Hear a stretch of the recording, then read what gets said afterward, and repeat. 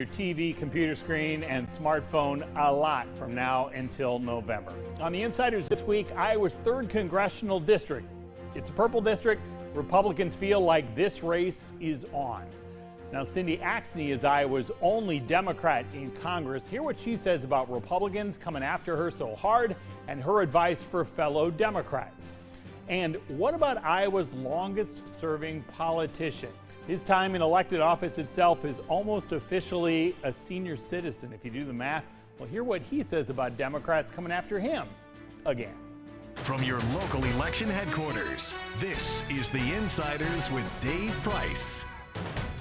Iowa's primary elections are finished. The focus now on the general election this November. Zach Nunn has made his move. He's the Republican nominee for Iowa's new 3rd Congressional District. He received nearly 2 out of every 3 votes in that Republican primary, easily overwhelmed his 2 challengers. He won 20 of the 21 counties.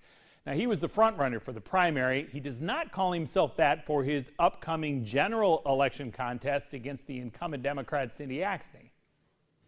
We're immediately underdogs. We recognize we come into this race for the 3rd district, behind the power curve, being the champion who's got to be able to fight for Iowa in a world that has become very difficult for families, not just like ours, but families like yours. Many of you who are watching tonight are probably wondering how you're going to fill up your minivan with a tank of gas when gas prices double.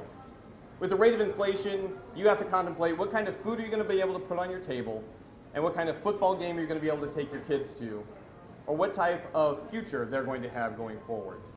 So Nunn may have called himself the underdog here, but 2 national forecasters disagree with this. Even though Nunn is officially the challenger in this race, they predict things have changed here. Kyle Kondik, the managing editor of Larry Sabato's Crystal Ball, Dave Wasserman of the Cook Political Report, they both tweeted out that this 3rd district no longer a toss-up for 2022. It is now a lean Republican. And the National Republican Congressional Committee already announcing a $1 million ad buy to try to beat Axne. You are about at the top of the list for Republicans, right? They really, really want your seat. What's that like? Well, it's a daily joy. Listen, I have been in one of the top focus seats in every single election. Flipped a seat when nobody thought it would be flipped, even happen. So when I came in, I was one of the top 3 targets in my first race. So I've been at the top a couple of times. Now they are really going after me as, quite honestly, the #1 target. Last Democrat at a federal level left in Iowa. Certainly, as you may have seen, moved us to a lean Republican because of, unfortunately, lots of stuff going on right now. But I'm ready for it. I'm battle tested. I have always been out there working for Iowans and bringing home the goods to make sure that their lives for their families can be better and their kids can have more opportunity. And that's proven in the work that I've done. And that's one thing that I'll be bringing to the table is all of the good bills I've written, whether it's to lower the cost of prescription drugs, or to make sure that every voter has a voice, or to protect rural entrepreneurs. I could go on and on. Surprise medical billing. These are things that have really helped Iowa families, and I'm happy to be able to run on those issues. So Republicans have already been pushing some of these, right? Gas prices are at record level. It's the president's fault. Inflation's bigger than it's been in 4 decades, basically. It's Democrats' fault. Food prices higher than they're supposed to be, Democrats' fault. What is your messaging for all of that, and how do you propose solutions? What's going to make this stuff better? Sure. Well, the unfortunate thing is that when the Republicans don't have anything good to run on, so what they're running on are narratives that they believe will scare people. Some of it's incredibly misleading. And certainly some of it isn't even remotely the president's fault or anything in Congress. Let's talk gas prices that are controlled definitely by OPEC. Certainly having Russia out of the picture of production as it has invaded Ukraine has amplified the issues with the cost of the pump. And of course, with COVID, we saw supply chain issues all across the world, and they're continuing in every single country. And of course, we're working on that. So what I'll be bringing to the table are the facts of how I'm trying to fix this issue for the short term and the long term, because we got here because of long-term decisions that were made by previous elected officials that offshored jobs because of tax policy and left us, quite honestly, in a rough spot. when it came to something like the pandemic. So I'm going to be running on my 7-point supply chain agenda, which pieces of it right now are being conferenced to put together a bill for the president to sign off on that'll hit the ocean shipping reform issues that we were facing to make sure our goods can get out of port.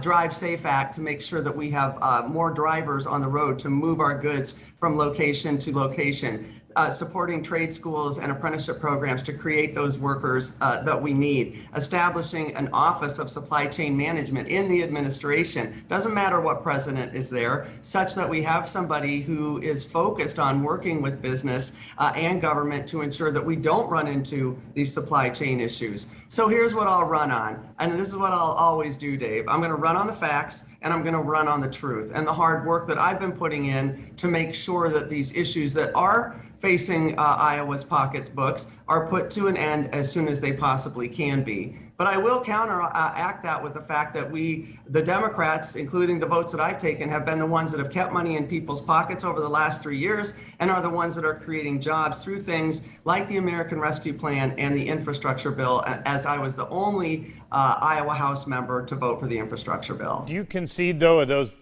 things I was talking about, especially these economic issues, those have to improve by November, or it's really going to be uphill for you and other Democrats? Would you say that's fair? Oh, it would be great if those would improve by fall, because absolutely, people, listen, people are busy. People are taking care of a lot of things.